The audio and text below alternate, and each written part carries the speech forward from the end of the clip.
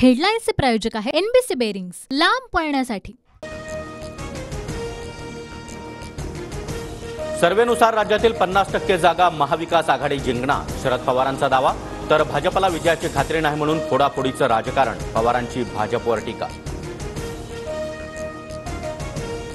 काही लोक सोडून गेल्याची चिंता नाही। 1980 मध्ये जे आमदार सोडून गेले त्यातील 95% आमदार पराभूत। यावेळी देखील इतिहासाची पुनरावृत्ती नक्कीच होणार, शरद पवारांचा अजित पवार गटाला इशारा।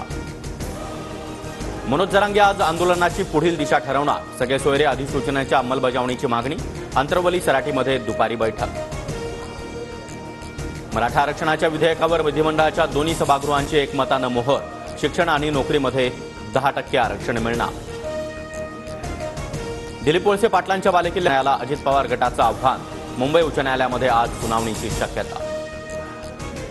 भाजपचे राष्ट्रीय अध्यक्ष जे.पी. नड्डा आज मुंबईच्या दौऱ्यावर, अंधेरीमध्ये संध्याकाळी कार्यकर्ता संमेलनाला उपस्थित राहणार।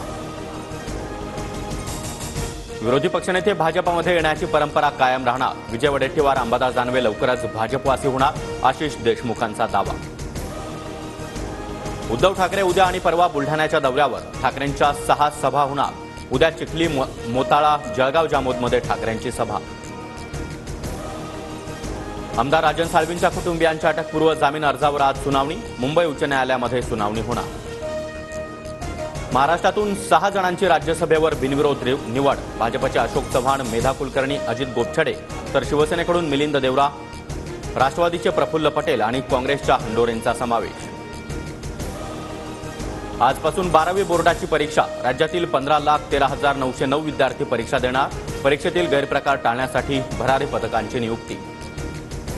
पुणे पोलीस निर्णय कायम, कांदा उत्पादक शेतकऱ्यांमध्ये संतापाची लाट, कांद्याचे भाव पुन्हा एकदा कोसळण्याची भीती।